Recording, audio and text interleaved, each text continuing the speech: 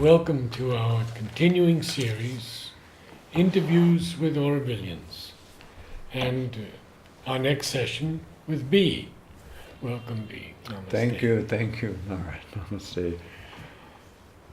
We were talking about the uniqueness of Auroville and its people, and I'm sure you've met many of them. More than I have, I'm sure. No, I don't know, Narad. I think we probably know most of the same people, but of course a lot of new people have come since we started there. And but one of the old timers who always fascinated me was Charlie. Oh, Charlie in Oro Green. yes. Of course, he started in Four Comers, and with Francis and the others, and then they split off, and he went up there to start that barren land. And Charlie has those wonderful photographs of himself on a tractor plowing these big long stretches where there's absolutely nothing. And now it's all forest. Yeah. And Charlie Charlie's not at all a pious fellow, you know. He's very, very down to earth and very matter of fact. And he met the mother. And you see, Charlie had such a great story because he was in a military school in America, and he had his foster mother was from India. And he was a kind of a problem boy, so they put him in this military school, and then he even got kicked out of the military school. So then his mother said, well, you know, I have an uncle in India. Let's send Charlie to India. And so they did. They sent him to this uncle. So I don't know where he lived, somewhere in India, but he knew the ashram and he knew Pondicherry. So one day he says, he came over here, he was staying. So he brought Charlie down to Pondicherry, and he liked it, and he went out to Auroville because Auroville had just started, and then he met some people out there, and then he told the uncle, yeah, I'm going to stay here, but he met the mother, and so people always ask people, you know, well, how was it when you met the mother? And Charlie says, well, she was very nice, but you know, just another nice old lady.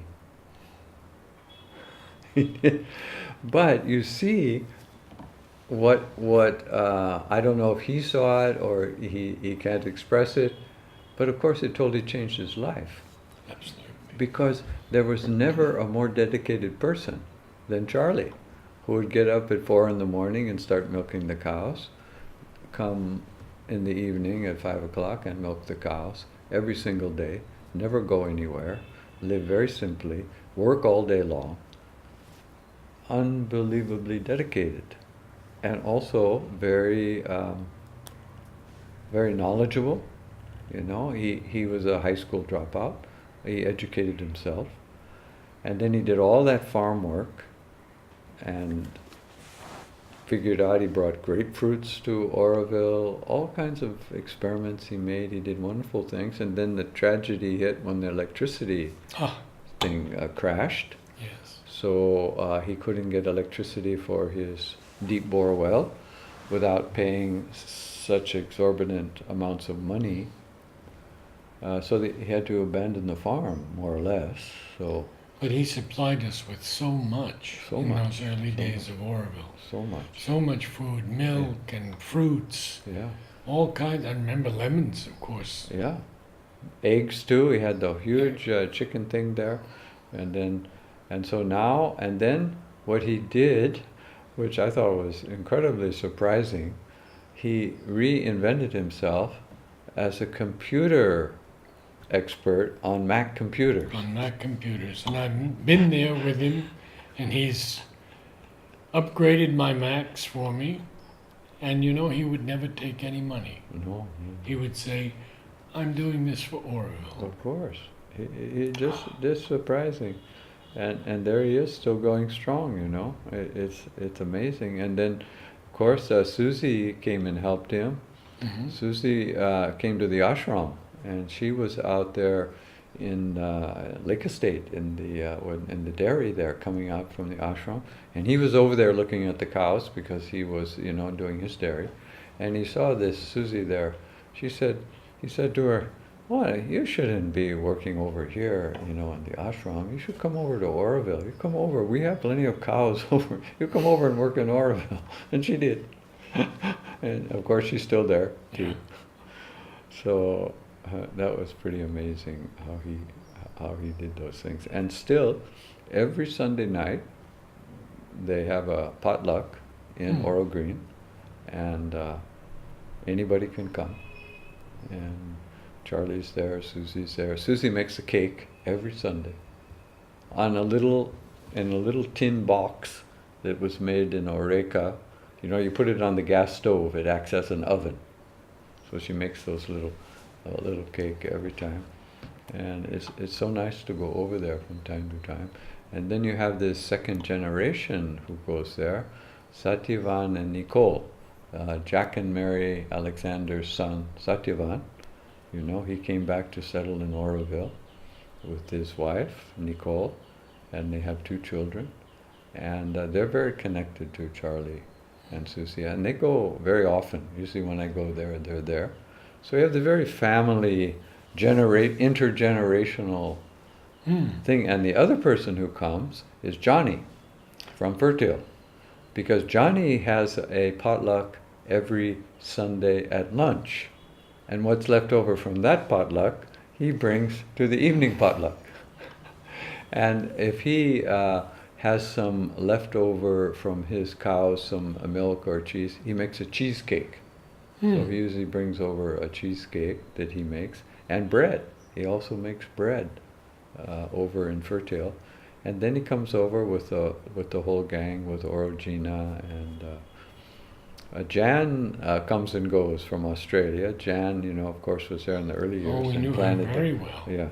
So she comes periodically, and she was just there, but now I think she's back in Australia.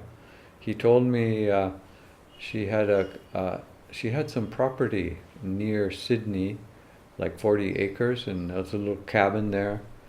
And then she also inherited some money, so now she also has a little apartment in town, and then she goes out. She's doing fine. But Orogena now has resettled permanently here, one of their daughters. And I have an interesting little vignette about Jan when she worked with us. She loved to weed. And she said, "Weeding unknots my mind." Ah, I thought that was beautiful. very beautiful, very beautiful. And also, she was such an excellent photographer. She took a lot of those wonderful early pictures of the children in Oroville. And she took a picture of me too. One picture, I think it was the best picture I ever saw of myself. She could catch, you know, kind of a little moment, and she took those pictures. That was. Johnny is an actor. Yeah, Johnny is kind of everything, you know. These plays, they're still doing those plays. You know, they did those plays way back. He did one a year in the old days, because it took a whole year for all of that, and he would write the play. Now he's doing even more, I think. But even when the time in those early years when we had the problems, he would satirize all the problems and make fun of every single person, you know, in his plays. They were outrageous and so funny. It was totally cathartic for the whole community to go. I mean, everybody looked forward to that, you know, and you would laugh yourself because he caught all the, you know, he caught all those innuendos and stuff. I remember a famous one he did. It was called "Damn Boring Man." And the kids in the school used to say, "Oh, everything is so damn boring." So he had this rock star, it was a little Canadian boy, and he played the damn boring man.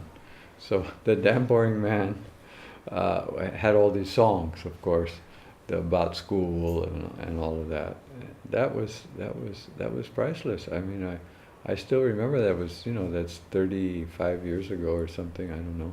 And then he did one on uh, upturned collars, downturned collars, upturned tables, and that was about Alarek, which was Oralek, because Oralek, when the government came, they pulled out, and there was a big thing They because sold it off, didn't they? yeah, they moved. Well, they moved the business, and but that's an interesting story. I mean, what Uli did, he couldn't trust the government, so because of course they took over everything in Oroville. All the assets in Oroville belonged then under the foundation. He didn't want that, so he took it all out, and then I think he set up another company up in Chennai, and maybe also in Bombay, and then they sold that company to another big multinational, and he got all the money for that, and it was like $1 million or something, but he gave it because he got it in UK. He gave it to Orville International UK. He donated it to them because they didn't have to pay any tax on it. So then Orville International UK didn't, what are we going to do with all this stock in this company that's worth $1 million? And they kept watching the market because sometimes it was going down, sometimes it was going up.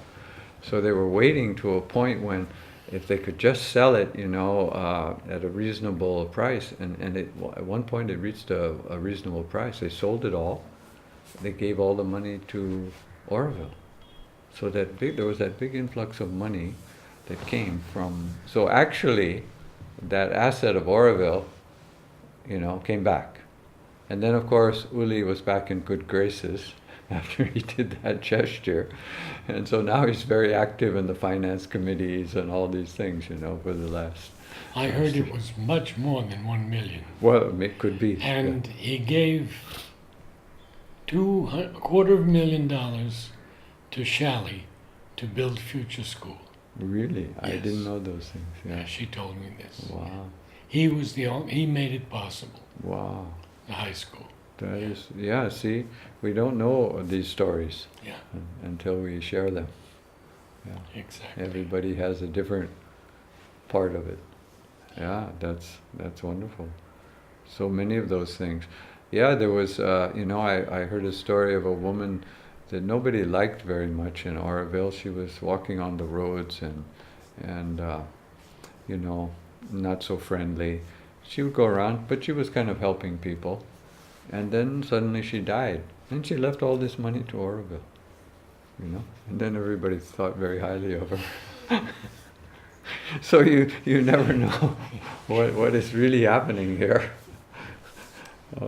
So many of these stories we have. They go on and on.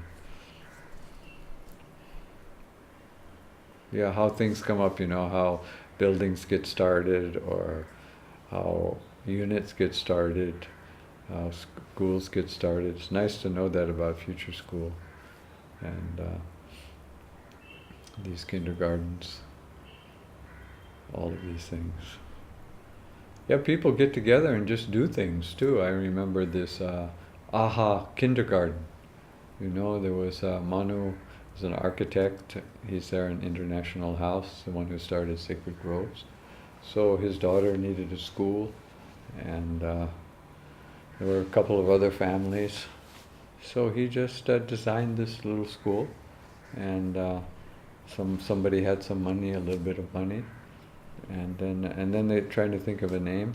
Couldn't think of a name, and then they had one name, and then somebody said something like, "Aha, that's a good name." No, but let's just take AHA.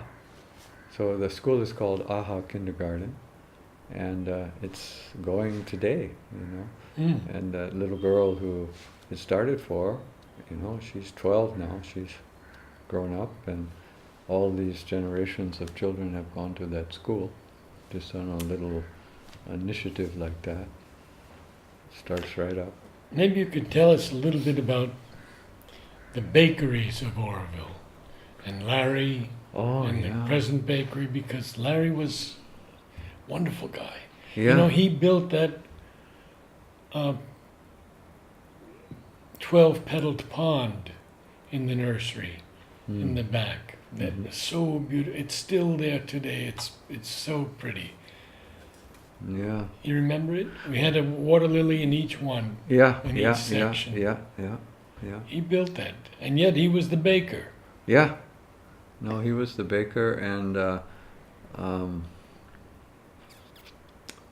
yeah. Well, that you see that started down there in Kodakarai, Yes. you know, and they made it out of these limestones. Because you could get limestones in Alankopam because the limestone layer came up, you know, from up to the surface. There's the limestone layer where the water table is. And so Roy, you know, I think was also instrumental in that. Yes. Roy was working with Larry, and Roy also extremely clever fellow, and I think they worked out the bakery together there, that little building with the limestones, and just about the limestones, I remember what happened to me. You know, when we were making verite, we wanted some limestones for our bathroom to make the little walls for the showers and stuff. So we went down to Alankopam, and these guys were cutting those stones because they came up in big flat layers out of the canyon there, and they would chop them into more or less square stones that you could use, you know, for building. So there were these big piles of them there. So we went down there, and so, you know, we negotiated with the guy. We bought this pile of stones, put it on and then we're leaving, and this guy comes running. You can't take those stones. You can't take those stones. And we said, well, what do you mean we can't take? We just bought them. No, those are my stones. Some other guy had sold us the stones. I don't know. And so, but we kept going, you know. Our money was gone, and that guy was chasing the thing, you know. And then he ran up to me and he says, "If you ever come back in the village, I'm going to kill you." He never did, but we got those stones. But all those things that happened with those. The lime, and then the limestones, of course, became extremely valuable because of the cement factories. They wanted all the limestones. So they started taking all those limestones of these cement factories because that's, of course, the basic ingredient. And nobody's building out of limestones anymore. You can't get them. But back to the bakery, there was the buns that they invented also. Oh, yes. There was a very hearty, chewy bun that we was used to get them substantial. all the time, right? Yeah, for tea time at Matramandir, you had also that bun because you needed it. It was. And when we would walk in the nursery down to my house, Akhenaten would come, and you never felt it, and he took the bun out of your hand and flew up in the tree and laughed about it.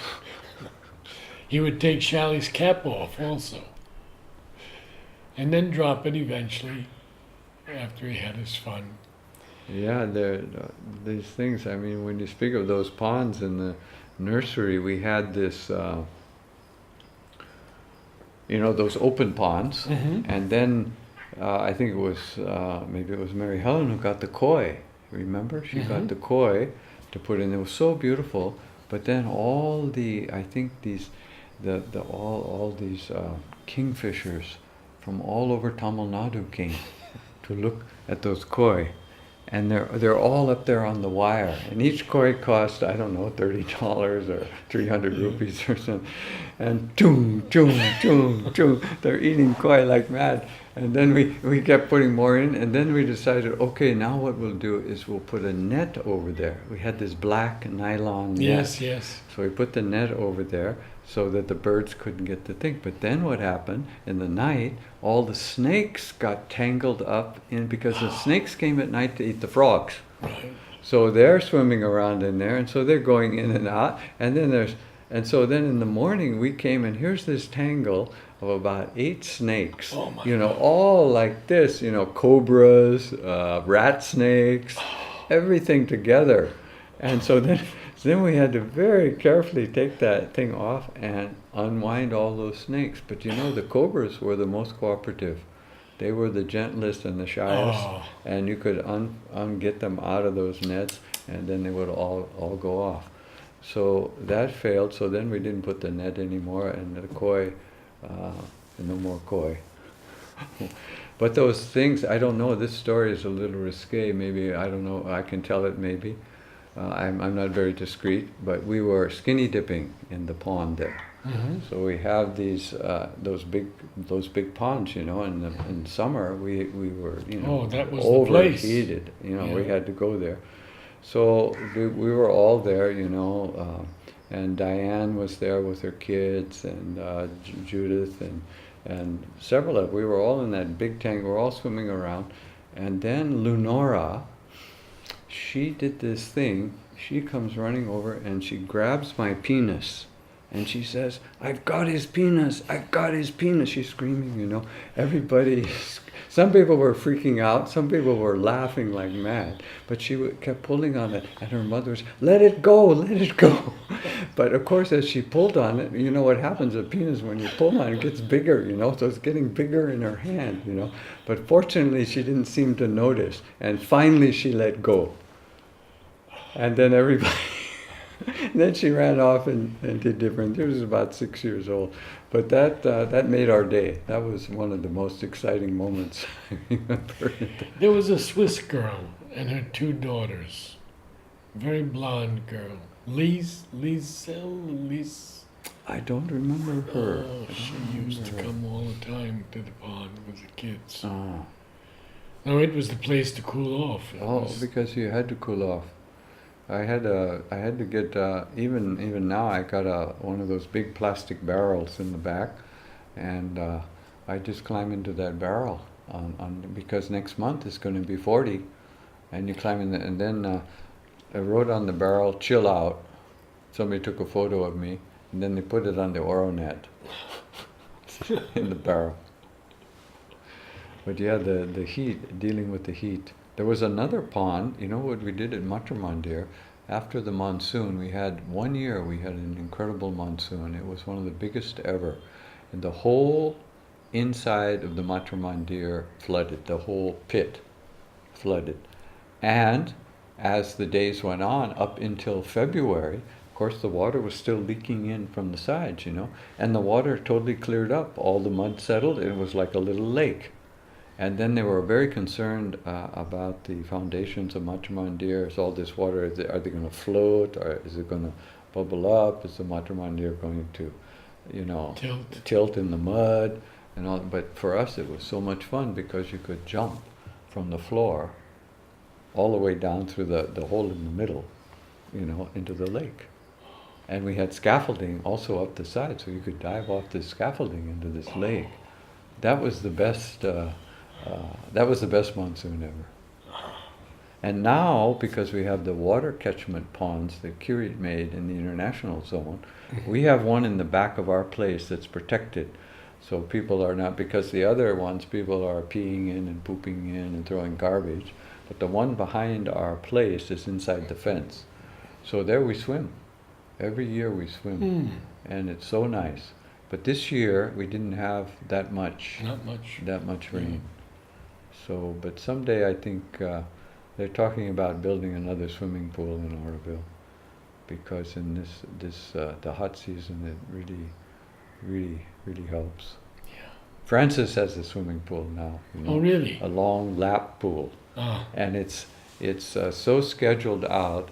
You know, you get like you sign up for half an hour, and then he was supposed to come to a meeting or just a little gathering one day, and his friend Doris told me, "No, Francis can't come because that's his scheduled half hour to swim.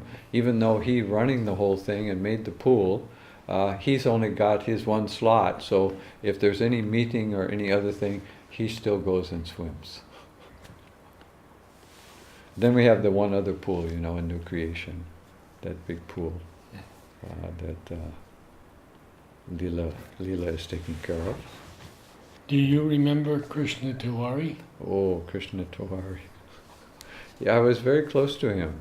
For some reason, I felt like I was part of his family. Oh, Because I would go down to his house, and he would always invite me for dinner, and all the family was there. And Krishna I got so close to because of the Delhi work. When we had to go to Delhi and work on the court case, to get the thing through Parliament and all that, we had to meet the MPs and also other things for the. So I was with him often, and see. The reason I was there was only just because I was let's say, an international citizen, because Oroville being this international place, Krishna, because he was a general and had all this respect, Krishna could walk into any office in Delhi and everybody snapped to attention. Oh. What can we do for you, sir? Anything. But I was always next to him to show that he was coming from Oroville, and there were some foreigners involved in the story or something. So we were the perfect team. So we spent a lot of time in those dingy offices, in Delhi, getting permits and stamp paper and doing this stuff.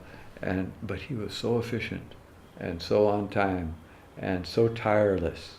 It was really, it was remarkable. And then later when he did the archive, he went to work there, up until the days before he died. Yes. Every morning he was there, at his desk, at attention.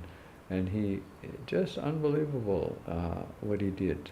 It's so wonderful. And another amazing thing he did was he used to call up people on their birthday. On your birthday, he would call you up and wish you birthday, if you had a phone. And he had all the birthdays listed.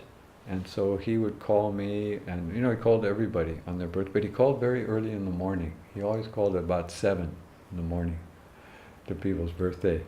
So then we had his big birthday when he was 90.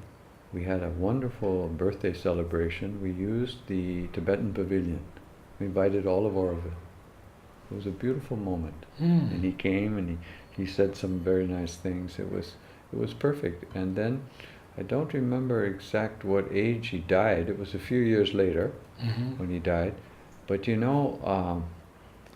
one thing did happen to me. This is great. I'm glad you mentioned this because it's such a wonderful thing. On my birthday, I always go to Matrimandir, early, and that was the year after Krishna died. So then, I got up that morning and I knew Krishna can't call me today. He won't be able to contact me. So, it's all right. So I go to Matrimandir, go to the room, I'm coming out, and Nandini and I, we walk on the path, the cycle path, to come back early in the morning. And there's a crumpled up piece of paper lying on the ground. And sometimes, if there's a plastic bottle or something, I pick it up, and throw it. But for some reason, I had to pick up that paper. So I picked up this paper. It was a Tamil little news paper that was put out by Isayambalam, I think, or somebody. And when I opened it, was a picture of Krishna Tiwari. He did contact me on my birthday. I couldn't believe it. There he is, a crumpled up paper on the ground, on the path. Yeah. And so I took it home, of course, I cut it out, I have it in a frame.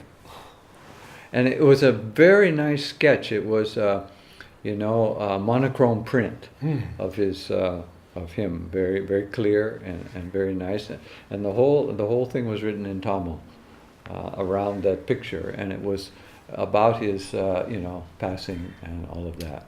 And there it was. So he did contact me on my birthday.